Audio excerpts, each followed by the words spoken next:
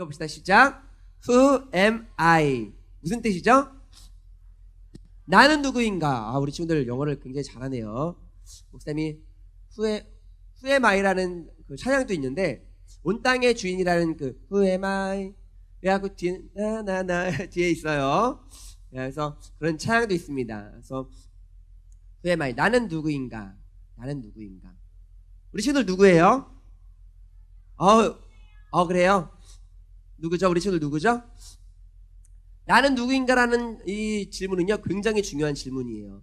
우리 친구들 이제 사춘기를 지나고 있는데 물론 요즘에는 사춘기가 좀 일찍 옵니다. 그래서 사춘기를 이미 지난 친구들도 있고, 근데 사춘기라는 것이 우리 키가 자라고 또 2차 성징이 있고, 그렇죠? 그런 신체적인 변화만을 의미하는 것은 아니에요. 사실은 이 사춘기라는 것은 더 중요한 시기입니다. 왜냐하면 나의 정체성에 대해서 내가 누구인지, 내가 어디로부터 왔고 어디로 가는지, 내가 왜 태어났는지 이것에 대해서 끊임없이 질문하고 나의 자아상이라는 것은 나의 역할, 나의 존재에 대해서 생각을 해보는 거예요. 그렇죠? 목사님도 우리 친구들처럼 중학교 시절 그리고 지나서 고등학교 시절이 있었는데 사춘기를 지나면서 도대체 나는 누구인가, 내 존재에 대해서, 목사님의 존재에 대해서, 목사님의 정체성에 대해서 생각해보면서 나는 도대체 누굴까? 나는 왜 태어났을까? 죽으면 어떻게 될까? 이 문제 때문에 목사님이 머리가 아팠다는 적이 많아요. 그래서 목사님이 죽으면은 천국에 가는데 거기서 1000년을 살았어요. 10,000년을 살았어. 100만 년을 살았어. 10,000,000년을 살았어. 억년이 지나간 거야. 그러면 너무나 그 끝이 안 보여가지고 막 혼란스러워하고 답답했던 그런 시간들도 있었는데, 그런 질문에 대해서 스스로 생각해보면서 답을 찾아가는 시기가 바로 이 사춘기 시기입니다. 그래서 우리가 그냥 키만 자라고 또 신체가 변하고 2차 성징이 있고, 이것보다 더 중요한 것은 보이지 않는 우리 내면 나의 자아상, 정체성을 찾아가는 시간이 바로 이 사춘기예요. 나는 누구인가? 그런데 요즘에는 안타깝게도 이 나의 정체성에 대해서 알아가면서 자아상을 생각해보면서 나의 세계관, 가치관, 연애관 이런 것들이 정립되는 이 시기에 우리 친구들이 그런 정체성을 발견할 수 있는 시간이 많이 없어요. 빼앗겼어요. 누구한테? 미디어한테. 목사님이 중학교 때는요 우리 이런 스마트폰이 없었습니다. 컴퓨터도 없었어요. 컴퓨터가 목사님 고등학교 올라가면서부터 이제 컴퓨터가 좀 보급되기 시작했고요. 학교에서 컴퓨터실이 있었는데 그때는 인터넷이 막 지금처럼 잘 되는 그런 시기는 아니었어요. 다음이라고 알죠? 다음 처음 생기고 막 그럴 때였는데, 그러다 보니까 목사님 중학교 때 할 게 없는 거야. 사실은 이 창의성은요 할 게 없을 때, 심심할 때 책을 읽게 되는데, 책을 읽는 조건이 심심해야 돼요. 근데 우리 친구들이 심심할 겨를이 없습니다. 그래서 목사님 밤이 되면, 지금은 TV가 계속 나오잖아요. 24시간. 목사님 때는 채널도 몇 개 없었고 밤 한 12시 정도 되면은 칙 하면서 TV가 안 나왔어요. 그러니까 할 게 없다 보니까, 잠은 안 오고 할 게 없다 보니까 혼자서 뭐 글 쓰고 나는 누구인가 생각해보고 말씀 읽고 기도하고 또 찬양하면서, 목사님이 혼자 잠은 안 오는데 외롭고 심심하니까 혼자서 기타도, 목사님이 세뱃돈으로 6학년 때였을 거예요. 초등학교 6학년 때 세뱃돈으로 기타를 사가지고 혼자서 치면서 찬양도 하고 그랬던 기억이 납니다. 그러면서 이 중학교 1학년, 2학년, 3학년 이 시기를 보내면서 목사님의 꿈에 대해서, 가치관에 대해서, 세계관에 대해서, 이 가치관이라는 것은 나의 가치가 무엇인지, 가치를 바라보는 눈, 관점, 시선을 말하는데, 내 가치관, 나의 가치는 무엇일까? 목사님의 가치는 무엇일까? 또 세계를 바라보는 눈, 연애. 앞으로 목사님이 여자친구를 사귀게 될 거고 여기 있는 친구들도 연애를 하게 될 텐데 그냥 막 하는 게 아니에요. 지금 이 시기가 왜 이렇게 중요하냐면, 나는 앞으로 어떤 사람을 만날 것인가, 어떤 여자친구, 어떤 남자친구를 만날 것인가, 그리고 결혼을 하게 되면은 어떤 가정을 꾸릴 것인가, 그런 결혼관, 연애관 이런 것들이 잘 잡혀 있어야 돼요. 그래서 이 사춘기 시절을 잘 보낸 친구들은 나의 정체성을 발견하고 나의 자아상을 바르게 인식하고, 그래서 세계관, 가치관, 연애관, 결혼관, 더 나아가서는 자녀관, 나의 자녀를 어떻게 키울 것인가, 이런 것들이 없이 그냥 이 사춘기를 지내버리잖아요. 그러면 세상이 말하는 그런 세계관, 가치관을 따라서 살아갈 수밖에 없어요. 그래서 우리 중등부 친구들은 이 시기, 이 사춘기 시기에, 이 중학교 너무나 중요한 이 시기에 성경에서 말하는, 하나님께서 말하는 올바른 연애가는 무엇일까? 어떤 남자를, 어떤 여자를 만나야 될까? 어떻게 연애해야 될까? 나중에 목사님이 연애에 대해서 이렇게 설교를 하게 될 텐데, 그때 목사님 첫사랑에 대해서 좀 얘기하면서 같이 나누려고 해요. 그리고 우리 친구들이 이제 앞으로 지금 또 사귀는 친구들도 있을지 모르는데, 중요한 것은 어떤 기준을 가지고, 어떤 가치를 가지고, 어떤 연애관을 가지고 사귀는지 교제하는지가 너무나 중요합니다. 노는 것도 마찬가지고 공부하는 것도 마찬가지고 모든 것들이 그래요. 우리 친구들이 세계를 바라보는 것, 또 어떤 가치를 가지고 살아가는지, 특별히 중요한 게 나의 자아상, 나는 어떤 사람인가, 나는 왜 존재하는가, 나의 역할은 무엇인가, 이런 것들을 지금 이 시기에 하나하나 생각해보고 질문하면 반드시 답을 얻게 돼 있어요. 그렇죠? 질문하면 답을 얻게 돼 있습니다. 그래서 질문해보는 거예요. 나는 누구인가? 나는 누구인가? 그래서 목사님이 처음에 물어봤죠? 나는 누구인가? 그렇죠? 그런데 어떤 친구들은 TV에서, 미디어에서 연예인들 보면서, 드라마 보면서, 영화 보면서 저 친구들은, 저 연예인들은 그렇게 예쁜데, 노래 잘하는데, 춤도 잘 추는데, 돈도 많이 버는데, 특히 우리 친구들은 요즘에 미디어, 이제 유튜브 같은 거 많이 보면서 BJ, 아프리카 BJ 날 보면서 저 친구들은 저렇게 그냥 카메라 앞에 앉아서 돈도 저렇게 잘 버는데, 먹기만 해도, 먹방이라고 해갖고 먹기만 해도 돈을 저렇게 잘 버는데 나는 힘들게 여기서 공부를 하고 있네, 그러면서 자괴감에 빠진 친구들도 있고. 눕방이라고 알아요? 눕방 뭐죠? 그냥 누워서 방송하는 거예요. 아무것도 안 하고 누워서 방송하는 거야. 잠자는 거예요. 잠자는 거를 그냥 보여주는데 막 돈을 주는 거야. 목사님 그거, 근데 목사님이 누워있어도 아무도 안 볼 것 같아. 목사님 잔다고 해서 아무도 안 볼 것 같아요. 요즘에 또 예띠인가? 친구 나와가지고 또, 맞아요? 예띠 맞아요? 맞아요? 막 포도, 바다포도 막 먹고, 동치미무 먹고 아삭아삭하면 엄청 귀여워요. 우리 친구도 봤는지 모르겠는데, 그래서 그런 친구들 보면서, 네, 또 연예인들 보면서, 드라마에 나오는 주인공들 보면서 나는 왜 이렇게 살까? 나는 왜 이렇게 공부를 못하지? 나는 왜 이렇게 못생겼지? 나는 왜 인기가 없을까? 나는 왜 이렇게 약할까? 이런 자기 자아상에 대해서 자존감이 낮은 친구들, 그런 친구들이 있어요. 근데 오늘 우리뿐만 그런 게 아니라 믿음의 사람들도 자아상이, 자존감이 굉장히 낮았던 때가 있었어요. 근데 하나님께서 그들을 높이셔서 위대한 사람들로 세우셨던 걸 볼 수 있는데, 오늘 이제 우리가 함께 사사기 말씀 6장 말씀 읽었는데 기드온이 나옵니다. 기드온. 오늘 여호와의 사자가 이 기드온을 찾아가는데, 기드온이 뭐 하고 있었을까요? 뭐 하고 있었죠? 뭐 하고 있었어요? 타작을 하고 있었는데 어디에서 타작을 하고 있다고 나왔어요? 오늘 말씀에 11절 말씀 함께 읽어봅시다. 11절 말씀 함께 읽어볼게요. 시작. 여호와의 사자가 아비에셀 사람 요아스에게 속한 오보라에 이르러 상수리 나무 아래에 앉으니라. 마침 요아스의 아들 기드온이 미디안 사람에게 알리지 아니하려 하여 밀을 포도주 틀에서 타작하더니, 이렇게 돼 있어요. 어떻게 돼 있다고요? 어디에서 타작했다고요? 네, 상수리 나무 아래는요, 좋아요. 여호와의 사자가 상수리 나무에 앉은 거고요. 오늘 기드온은 포도주 나무 그 틀에서 몰래, 여기서 말하는 것은 몰래 숨어서 타작을 하고 있었던 거예요. 왜 숨어서 타작을 하고 있었을까? 맞아요. 들키면 뺏기니까. 누구한테 뺏길까요? 미디안. 이스라엘은 지금 미디안 사람의 손에 의해서 압제를 당하고 있었던 거야. 마치 우리나라가 예전에 일본에 의해서 일제 치하 시대에 있었던 것처럼 지금 이 이스라엘은요, 미디안의 그런 치하 가운데 압제를 받고 있었어요. 그렇기 때문에 농사를 지면 뭐해? 미디안이 와서 다 뺏어가는 거야. 그래서 오늘 이 기드온은요, 뺏기지 않으려고 몰래 숨어서 타작을 하고 있었던 거예요. 그만큼 약간 겁쟁이였어요. 담대하지 못하고 겁쟁이. 그런데 오늘 여호와의 사자가 오늘 이 기드온을 향해서 뭐라고 했을까요? 오늘 보니까 먼저 읽어볼 것이 우리 14절 말씀인데, 기드온한테 이렇게 말하는 거야. 14절에 너가 이스라엘을 구원해라. 14절 말씀 한번 읽어볼게요. 14절, 우리 6장 14절입니다. 시작. 여호와께서 그를 향하여 이르시되 너는 가서 이 너의 힘으로 이스라엘을 미디안의 손에서 구원하라. 내가 너를 보낸 것이 아니냐 하시니라. 아멘. 네, 이러는 거예요. 기드온아, 너 가서 너의 힘으로 이스라엘을 구원해라. 미디안의 손에서 이스라엘을 구원해라.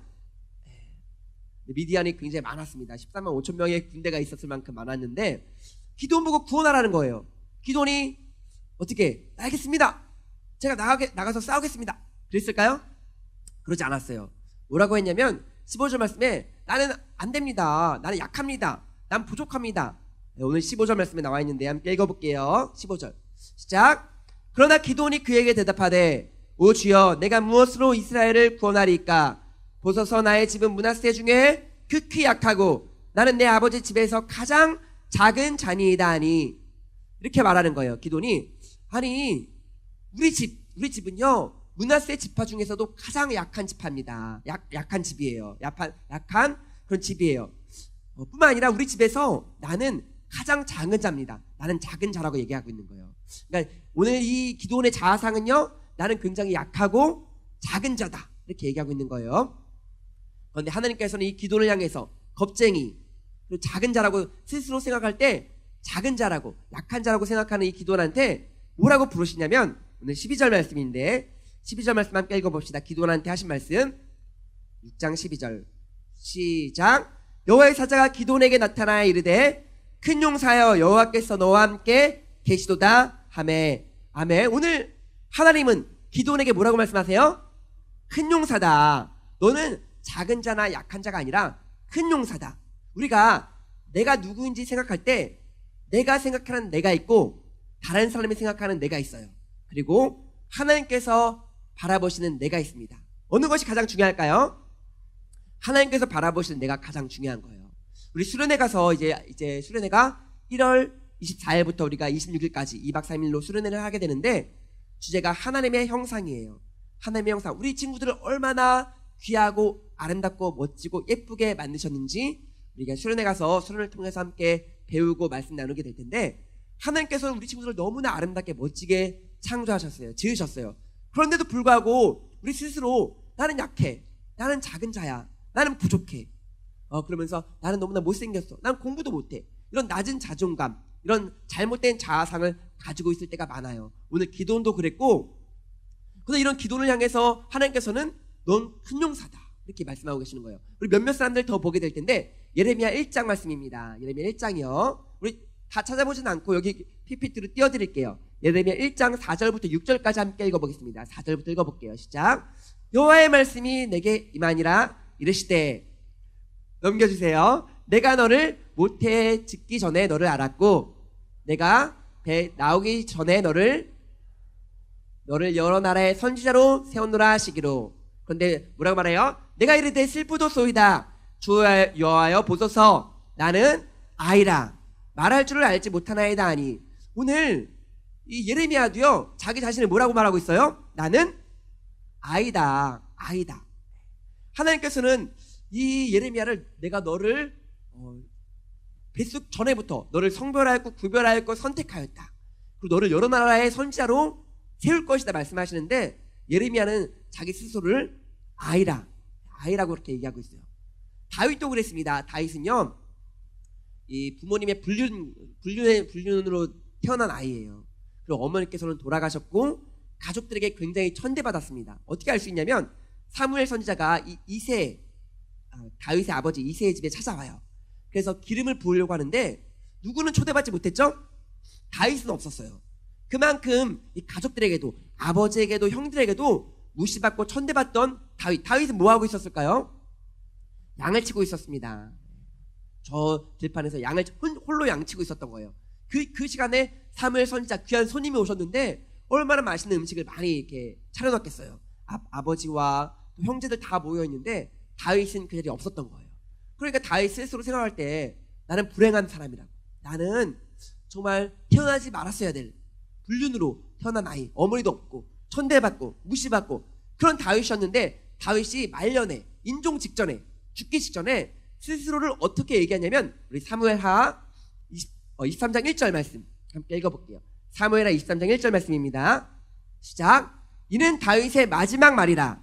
이새의 아들 다윗이 말하여 높이 세워진 자 야곱이 하나님께로부터 기름 부음을 받은 자 이스라엘의 노래 잘하는 자가 말하노라. 오늘 다윗이 이렇게 얘기하는 거예요. 높이 세워진 자, 높이 세워진 자, 그리고 하나님의 기름 부심을 받은 자, 그리고 스스로 말할 때 노래 잘하는 자. 시편도 많이 썼는데 다윗이 이 말년에 인종 직전에 얼마나 높은 자존감을, 난 하나님의 자녀야, 하나님의 아들이야, 하나님께서 세우신 사람이야, 이런 자존감, 자아상을 회복한 것을 우리가 보게 됩니다.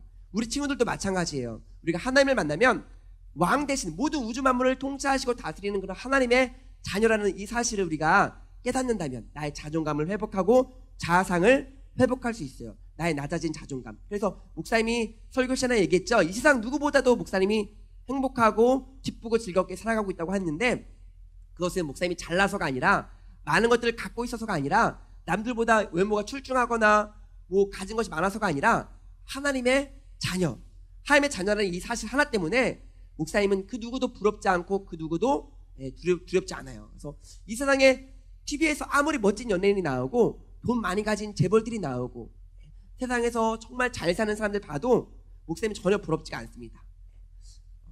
우리 친구들 문제를 하나 낼게요. 뭐냐면 한번 우리 친구들 맞춰보세요. 설문조사를 했는데 뭐 다시 태어나진 않아요. 그렇죠? 우리는 죽으면 천국이나 지옥을 가게 됩니다. 예수님 믿으면 천국. 그런데 우리가 한번 설문조사를 해봤어요. 다시 태어난다면 누구로 태어났으면 좋을까? 뭐 장동건도 있고 누구도 있을까요? 방탄소년단의 뭐 비, 아니면 누구 있을까요? 우리 여자친구 같은 경우는 아이즈원의 뭐 장원영, 뭐 또 누구 있을까요? 많죠, 그렇죠? 뭐 수지나 여러 친구들, 연예인들 있을 수 있고, 아니면 돈 많은 빌 게이츠나 우리나라는 우리 건희영도 있고, 아니면 독재하고 싶으면 우리 정은이 친구, 목사님보다 나이가 어리니까 정은이라고 불러도 괜찮아요. 목사님보다 어려요. 그래서 뭐 정은이나, 아니면 또 우리 친구들이 누구로 태어나면 가장 행복할까, 가장 좋을까, 그걸 설문조사를 해봤어요. 그런데 약 80%나 많은 지지를 얻은 사람이 있었습니다. 80% 엄청나죠? 나는 다시 태어나면 이 사람으로 태어나고 싶어 하면서 80%가 딱 답을 이렇게 딱 써냈어요. 누굴까요? 오바마 대통령. 나는 다시 태어나면 미국의 대통령. 미국의 대통령은 그냥 단순히 한 나라의 대통령이 아니라 세계의 대통령이니까 나는 지금 근데 트럼프로 바뀌었잖아요. 누굴까요? 무려 80%의 지지를 얻은 이 사람. 목사님, 그랬으면 얼마나 좋을까요? 그런데 답이 뭐였냐면, 다시 태어나도 나로 태어나고 싶다. 다른 누가 아니라 지금의 나로 다시 태어나고 싶다. 얼마나 멋져요, 그렇죠? 다른 누가 부러운 게 아니라 나는 다시 태어나도 나의 부모님 밑에서, 그렇죠? 나의 형제 자매. 지금 우리 부모님들 사랑하고 다 좋아하죠? 좋아하죠? 맞아요. 다시 태어난다면, 만약에 다른 사람으로 태어난다면 우리 부모님 못 만나잖아요. 그렇죠? 나의 형제 자매, 비록 현실 남매라서 싸울 때도 있고 티격태격 할 때도 있지만 얼마나 사랑하고 아끼고 귀하고 좋아하는 내 형제 자매예요. 그렇죠? 또 목사님이 다시 태어나면 다른 곳에서, 다른 나라에서 태어나봐. 그럼 우리 친구들 못 만나잖아요.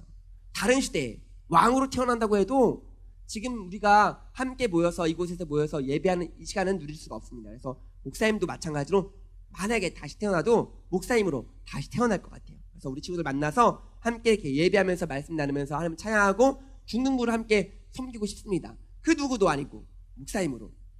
우리 친구들도 자존감, 나의 자아상, 나는 누구인가, 나는 왜 태어났는가, 나는 왜 사는가, 이런 질문을 스스로 해봤을 때 하나님께서 나를 모태에서부터, 어머님의 뱃속에, 아니 그 전부터, 태초에 이 땅, 이 천지를, 우주 만물을 창조하시기 그 전부터 우리 친구들 이미 이 땅 가운데 태어나게 하시고 존재하게 하시기로 작정하시고 지금 우리 친구들이 이 시간에 이 자리에 있는 거예요. 그래서 우리가 얼마나 한 사람 한 사람 귀한 사람인지 모릅니다. 그래서 우리가 목사님이 너무나 지금 수련회를 기대되고 설레는 마음으로 준비하고 있는데, 가서 이 하나님의 형상으로 지어진 우리들이 그 형상을 회복하는 것을 하나님께서 너무나 원하시고, 우리 모든 친구들이 행복하기를, 기뻐하기를, 즐거워하기를 너무나 바라고 원하세요. 2019년도 우리가 첫 예배를 드리고, 오늘 이제 2019년도 오늘이 6일, 벌써 6일이 지났어요. 그렇죠? 근데 올 한 해 우리 친구들이 정말 행복하고 즐겁고 기쁘길 원합니다. 우리 친구들이 뭘 할 때 가장 기쁘고 행복해요? 원해요. 만약에 게임할 때 기쁘고 즐겁다면 목사님한테 전화하세요. 목사님한테 부르세요. 목사님, 저 게임하는 게 너무나 좋은데 같이 하자고. 그럼 목사님이 어디 딱 이렇게, 우리 사무 친구들이 사무에는 오렌지 독서실이라는 곳이 있다고 하더라고요. 맞아요? 오렌지 독서실?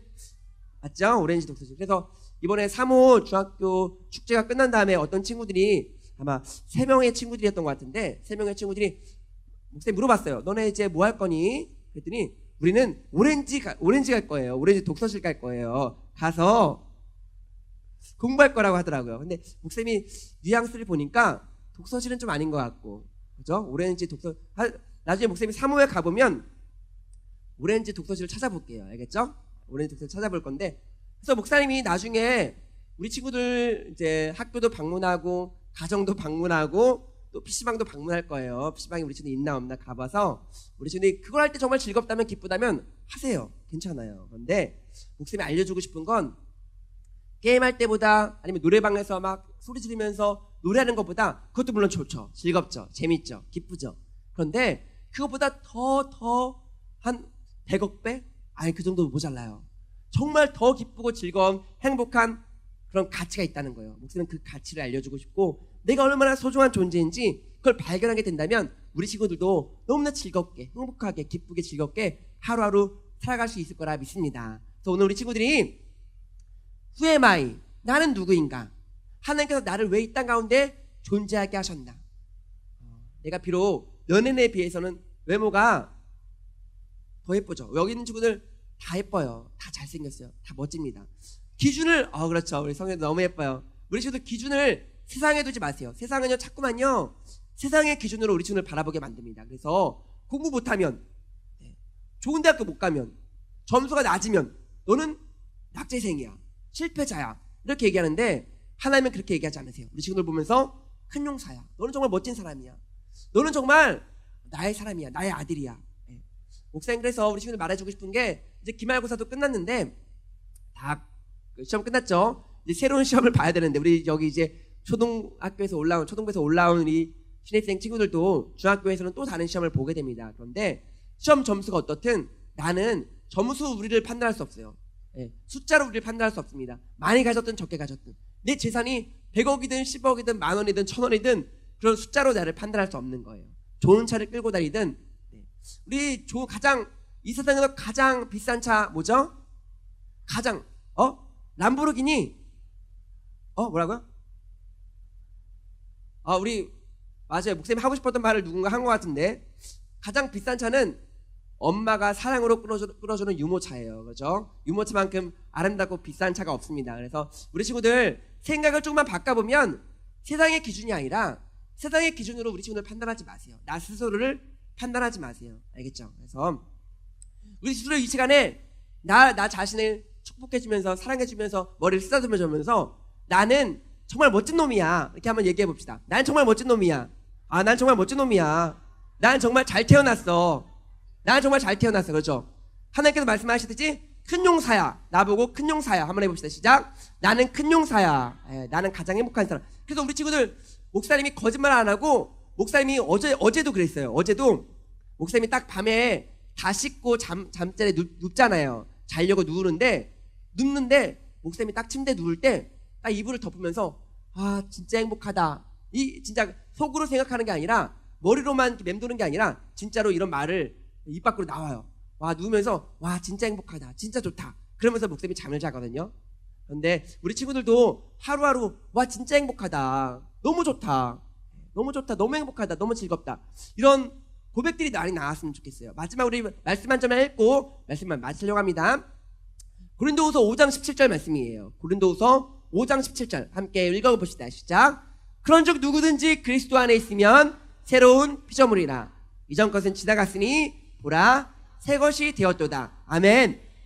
누구든지 그리스도 안에 있으면, 우리가 이전에 어떻게 살았든지, 이전에 너는 문제야, 너는 낙제생이야, 너는 아무것도 아니야, 그렇게 우리가 나를 스스로를 판단하고 세상 사람들이 나를 그렇게 얘기했을지라도, 우리는 이제 주님 안에 있으면, 그리스도 안에 있으면 새로운 피조물로 새롭게 되어서 하나님의 왕 같은 제사장으로, 왕의 자녀로 살아가는 거예요. 그래서 우리 친구들 너무나 멋지게, 너무나 아름답게 살아가고 있습니다. 그래서 우리 친구들 이런 자존감을 회복하고 자아상을 찾아서 하나님의 자녀답게 살아가는 우리 친구들 다 되길 바랍니다.